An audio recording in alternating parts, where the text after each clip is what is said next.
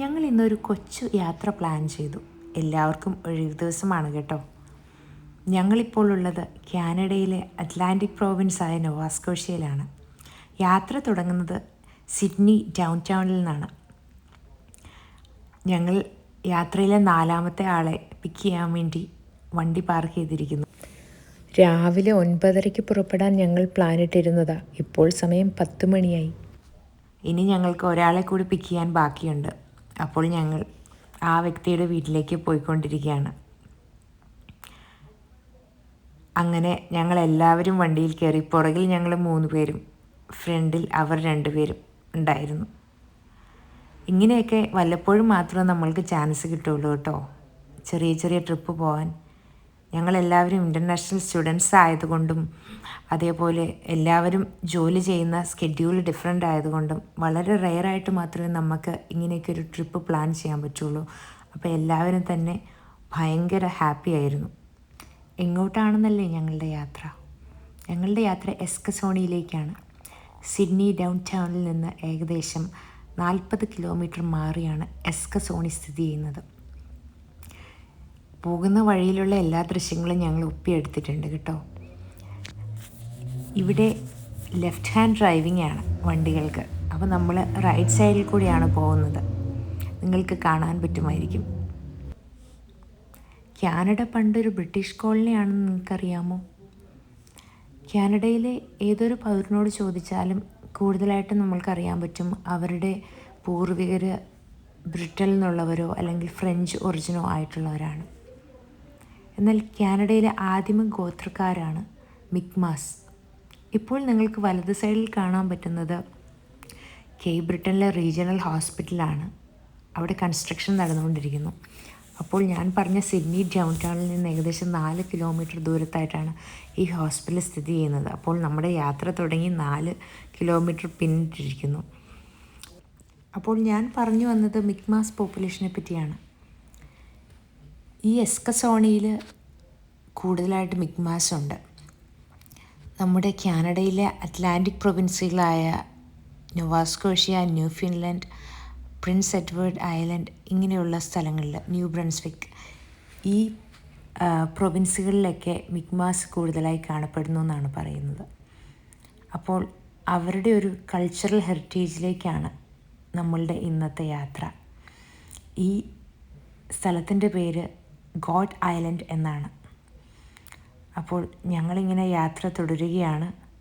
വണ്ടി വളരെ വേഗത്തിൽ തന്നെയാണ് പോയിക്കൊണ്ടിരിക്കുന്നത്. ഹൈവേ ആയതുകൊണ്ട് നമ്മൾക്ക് സ്പീഡ് മെയിൻറ്റെയിൻ ചെയ്യേണ്ടതുണ്ട്. ഞങ്ങൾ യാത്ര തുടർന്നുകൊണ്ടേയിരുന്നു.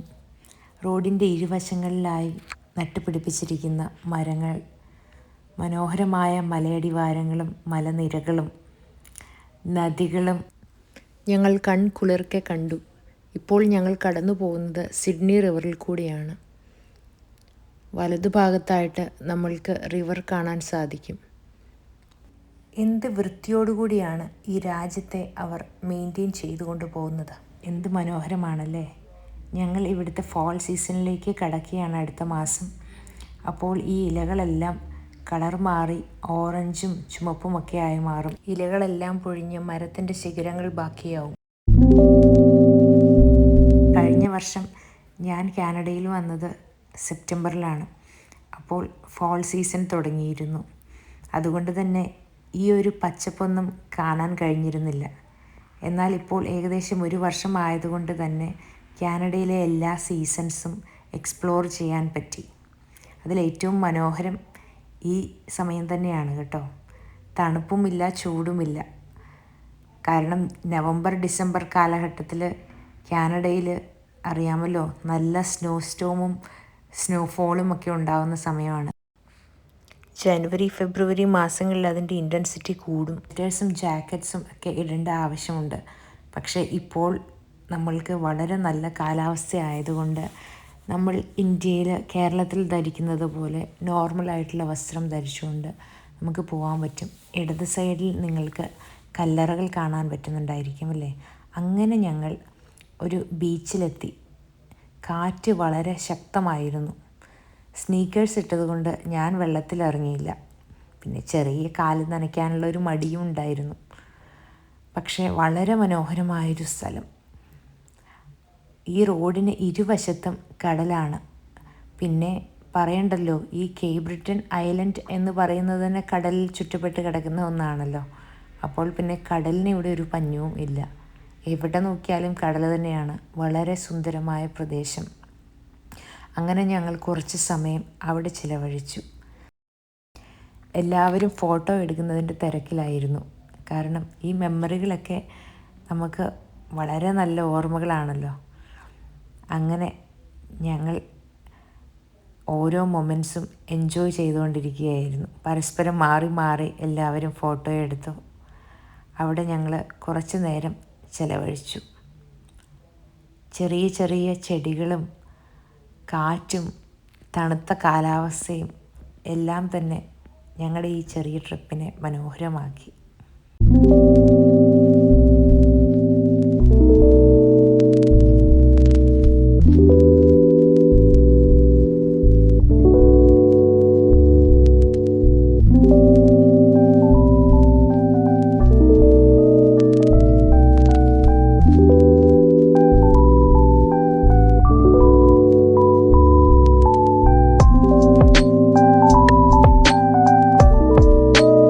കാറ്റ് അതിശക്തമായിരുന്നു. നമ്മൾക്ക് അവിടെ നിൽക്കാൻ പോലും കഴിയുമായിരുന്നില്ല. ഞങ്ങളെല്ലാവരും വണ്ടിയിൽ കയറാൻ തന്നെ തീരുമാനിച്ചു. പക്ഷേ ഒരു സ്ഥലത്ത് വന്നു കഴിഞ്ഞാൽ പെട്ടെന്നങ്ങ് പോകാൻ പറ്റുമോ? അതുകൊണ്ട് ഞങ്ങൾ കുറച്ച് നേരം പറന്ന് നടന്നു. കാറ്റ് നമ്മളെ പറത്തിക്കൊണ്ടിരിക്കുകയായിരുന്നു. എല്ലാവരും വീണ്ടും ഫോട്ടോ എടുക്കുന്ന തിരക്കിലായി. അങ്ങനെ ഞങ്ങൾ ഫോട്ടോയൊക്കെ എടുത്ത് തിരിച്ച് വീണ്ടും വണ്ടിയിലേക്ക് കയറി. ഇന്നെന്തോ പതിവില്ലാതെ തിര ഭയങ്കര ശക്തമായിരുന്നു.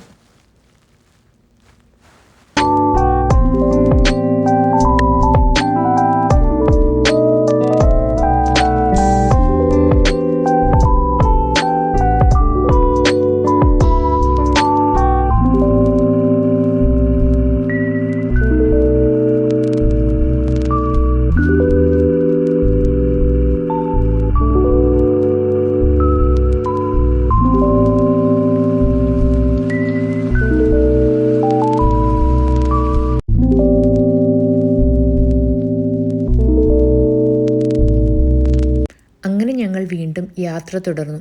ഇവിടുത്തെ റോഡുകളിലൊന്നും നമ്മുടെ നാട്ടിലെ പോലെ കുണ്ടും കുഴികളൊന്നുമില്ല. അതുണ്ടെങ്കിൽ തന്നെ അതവർ കൃത്യമായി നികത്തിയിരിക്കും. ഇവിടെ പെഡസ്ട്രിയൻസിന് മുൻഗണനയുണ്ട്.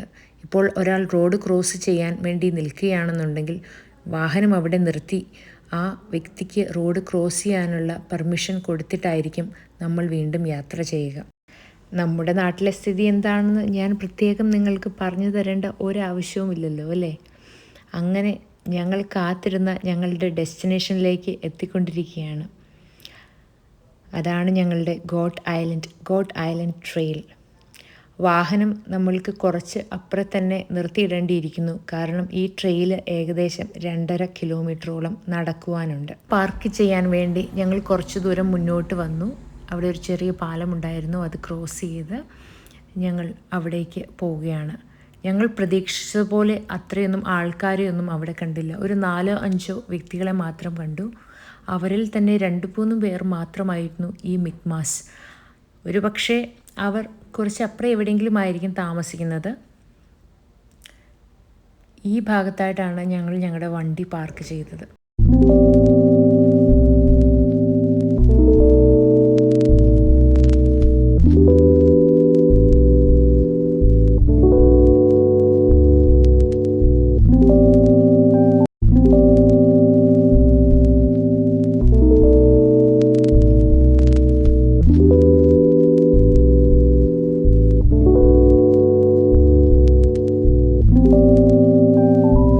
അങ്ങനെ ട്രെയിനിലേക്കുള്ള യാത്ര ആരംഭിച്ചു. ഈ കാണുന്നത് ഒരു ഷോപ്പാണ്. അത് പക്ഷേ ഇന്ന് അടഞ്ഞു കിടക്കുകയാണ്.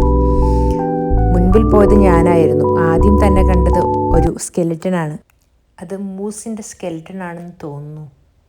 അത് നോക്കി ഞങ്ങൾ കുറച്ച് നേരം സംസാരിച്ചു നിന്നു. അതിനുശേഷം ഞങ്ങൾ ഒരു കേക്ക് കട്ട് ചെയ്തു. ഞങ്ങൾക്ക് എല്ലാവർക്കും ചെറിയ രീതിയിൽ വിശക്കുന്നുണ്ടായിരുന്നു.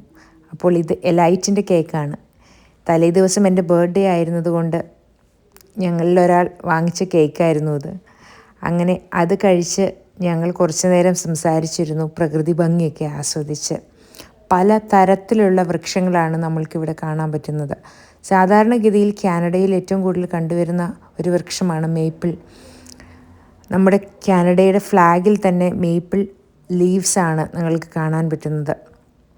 അവിടെ ഇവിടങ്ങളിലായിട്ട് ഈ പറഞ്ഞ സ്കെലട്ടൺ കാണാൻ പറ്റുന്നുണ്ടായിരുന്നു. ഇവരിത് ഹണ്ടിങ് ചെയ്ത് പിടിച്ചതോ അറിയില്ല. ഇനി നിങ്ങൾക്ക് ഇതുപോലെയുള്ള ഒത്തിരി ബോർഡുകൾ കാണാൻ പറ്റും. ഈ ബോർഡിൽ പ്രതിപാദിച്ചിരിക്കുന്നത് അവിടെയുള്ള ടെൻറ്റുകളെ പറ്റിയാണ്. ഈ ടെൻറ്റുകളിൽ പണ്ട് മിക്മാസ് താമസിച്ചിരുന്നു എന്നാണ് പറയപ്പെടുന്നത്. എന്നാൽ ഇപ്പോൾ ഇത് പ്രിസർവ് ചെയ്ത് വച്ചിരിക്കുകയാണ്. ഇതിനകത്ത് ഇപ്പോൾ ഒന്നും തന്നെ ഇല്ല, കുറച്ച് ചിലന്തി വലകൾ മാത്രം. അതുകൊണ്ട് തന്നെ ഞങ്ങൾ അതിൻ്റെ അകത്തേക്ക് കയറാൻ ശ്രമിച്ചില്ല. ഈ ട്രെയിനിലേക്കുള്ള വഴികൾ എല്ലാം ബേബി ചില്ലി പാകിയതാണ്. ഇങ്ങോട്ട് വാഹനം അനുവദനീയമല്ല. അതുകൊണ്ട് തന്നെ ഞങ്ങളുടെ വണ്ടി അവിടെ പാർക്ക് ചെയ്ത് ഞങ്ങൾ കുറച്ച് നേരം ഈ ടെൻറ്റിന് ചുറ്റും ചെലവഴിച്ചു. അവിടെയുള്ള മരം കൊണ്ടുണ്ടാക്കിയ ബെഞ്ചിന്മേൽ ഇരുന്നും സംസാരിച്ചും ഞങ്ങൾ സമയം ചെലവഴിച്ചു.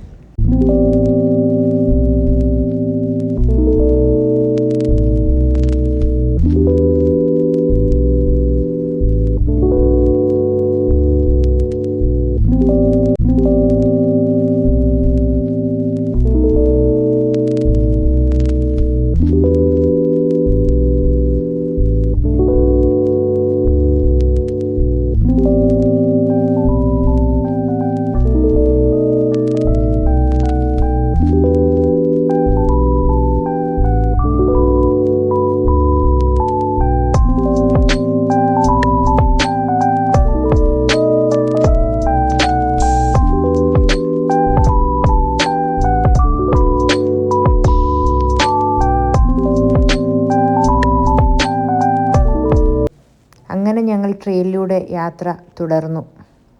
ഞാൻ ആദ്യമായിട്ടാണ് കൂട്ടുകാരോടൊപ്പം ഇങ്ങനെ യാത്ര ചെയ്യുന്നത്. സത്യം പറഞ്ഞാൽ ഞങ്ങളുടെ വാട്ടർ ബോട്ടിൽ വണ്ടിയിൽ വെച്ച് മറന്നുപോയി. 2.5 കിലോമീറ്ററിന് നടന്ന് തിരിച്ചെത്തിയാൽ മാത്രമേ വെള്ളം കുടിക്കാൻ പറ്റുള്ളൂ. വിശന്ന് കഴിഞ്ഞാൽ എന്തെങ്കിലും ഇവിടെ എവിടെന്നെങ്കിലും കഴിക്കാമെന്ന് വിചാരിച്ച് വന്ന ഞങ്ങൾക്ക് തെറ്റി. അടുത്തൊരു ടിം ഹോട്ടൻസ് പോലുമില്ല. പിന്നെ ക്രിസ്ത്യാനിറ്റീനെ പറ്റി എഴുതി വച്ചിരിക്കുന്ന ഒരു ബോർഡ് ഞങ്ങൾ കണ്ടു. അത് ഇംഗ്ലീഷിലും മിക്മാക്കി ലാംഗ്വേജിലുമാണെന്ന് തോന്നുന്നു. എല്ലാവരും നിന്ന് അത് കുറച്ച് നേരം വായിച്ചു. അതിനിടയിൽ ഞാൻ ഈ മരങ്ങളുടെ ഇടയിലേക്കൊക്കെ ഒന്ന് കയറി ചെന്നു.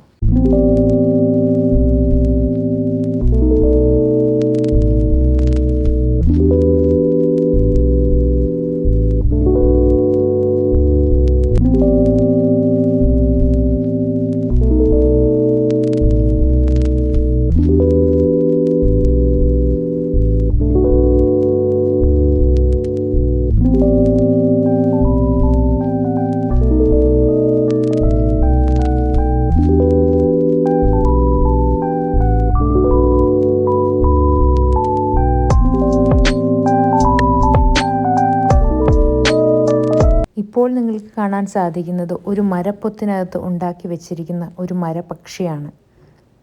ഇത് എന്തിനുണ്ടാക്കി വെച്ചിരിക്കുന്നു എന്നൊന്നും അറിയില്ല. പക്ഷേ അതിൻ്റെ വീഡിയോയും ഞങ്ങൾ ഒപ്പിയെടുത്തു. പിന്നെ ഒരു ഹെർബൽ മെഡിസിനെ പറ്റി പ്രതിപാദിച്ചിരിക്കുന്ന ഒരു ബോർഡ് ഞങ്ങൾ കണ്ടു. ഇങ്ങനെ നമ്മൾ മുന്നോട്ട് പോകുമ്പോൾ ഇതുപോലെയുള്ള പല ചെറിയ ഹാങ്ങിങ് ബോർഡ്സ് കാണാൻ പറ്റും. അതിലെഴുതിയിരുന്നത് ഫോളിംഗ് റോക്സ് അവന്യൂ എന്നാണ്. അവിടെ കുട്ടികൾക്ക് കളിക്കാനുള്ള ഒരു ചെറിയ സ്ലൈഡും ഒക്കെ ഞങ്ങൾ കണ്ടു. അതുപോലെ വേസ്റ്റ് ബിന്നും കണ്ടു. പക്ഷേ നമ്മൾക്ക് ഒരു വാഷ്റൂമോ ടോയ്ലറ്റ് സംവിധാനങ്ങളോ ഒന്നും തന്നെ ഇവിടെ ഉണ്ടായിരുന്നില്ല. ഞങ്ങൾ വീണ്ടും അവിടെ കുറച്ച് നേരം ഇരുന്ന് സംസാരിച്ച് മുന്നോട്ട് യാത്രയായി. പിന്നെ ഒരു പ്രത്യേക തരത്തിലുള്ള ഒരു പഴം കണ്ടു. ഒരു ബെറി പോലെ ഉണ്ട്, പക്ഷേ അതെന്താണെന്ന് ഞങ്ങൾക്ക് മനസ്സിലായില്ല. പക്ഷേ എന്നാൽ മുന്നോട്ട് നടക്കുമ്പോൾ ഞങ്ങൾ ഇവിടെ റാസ്ബെറീസും അതുപോലെ ബ്ലാക്ക്ബെറീസൊക്കെ കണ്ടിരുന്നു. വീണ്ടും ഞങ്ങൾ ഒത്തിരി ബോർഡുകൾ കണ്ടു. 7 സീക്രട്ട് ടീച്ചിങ്സ് എന്ന് പറഞ്ഞൊരു ബോർഡാണ്. പിന്നെ പലതരത്തിലുള്ള വൃക്ഷങ്ങളും ചെടികളുമെല്ലാം ഞങ്ങൾ കണ്ടു.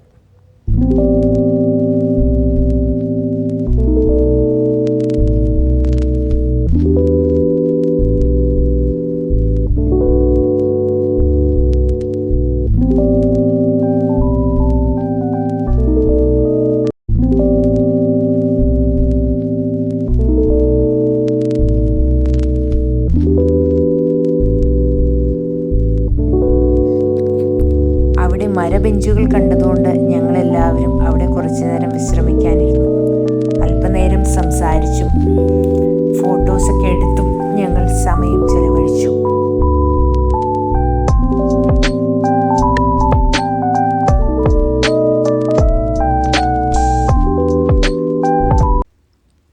അവിടെ ഞങ്ങൾ ഹണ്ടിങ്ങിനെ പറ്റിയുള്ളൊരു ബോർഡ് കണ്ടു. പോസിറ്റീവ് കോട്ട്സ് എഴുതിയിരിക്കുന്ന കല്ലുകളും ഞങ്ങൾ കണ്ടു.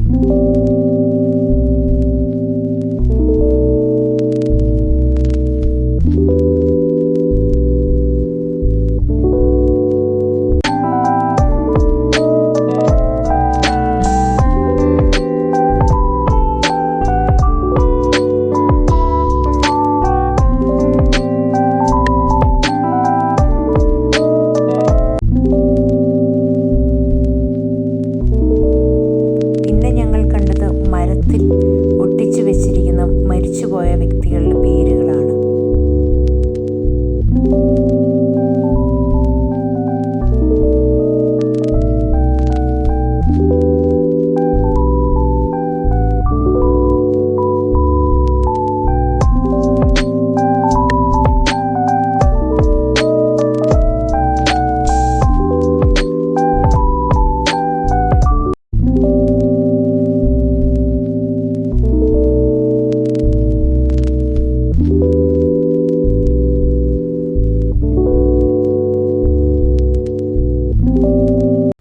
പിന്നീട് ഞങ്ങൾ ബെറീസ് പറിക്കുന്ന തിരക്കിലായി.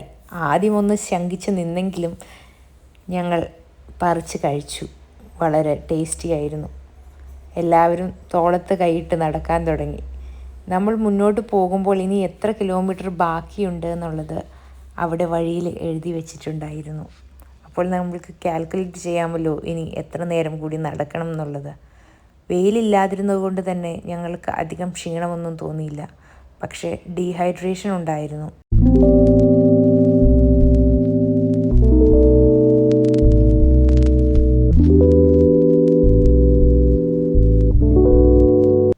പിന്നീട് കണ്ടത് റെഡ് ഡ്രസ് മൂവ്മെൻറ്റിൻ്റെ ഹിസ്റ്ററിയാണ്. മിക്മാക്കി സ്ത്രീകൾ അനുഭവിച്ച പീഡന കഥകൾ പറയുന്ന റെഡ് ഡ്രസ് മൂവ്മെൻറ്റിനെ പറ്റിയായിരുന്നു അടുത്ത ബോർഡ്.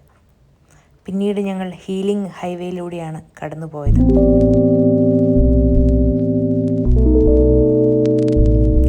കാണുന്നതാണ് മിക്മാസിൻ്റെ ഫ്ലാഗ്.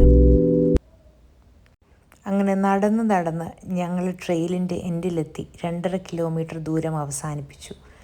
പിന്നീട് അവിടെ ഒരു ഫ്ലോട്ടിംഗ് പാലമുണ്ടായിരുന്നു. അതിനു മുകളിൽ കയറി ഞങ്ങൾ കുറച്ചു നേരം ഫോട്ടോസൊക്കെ എടുത്തു.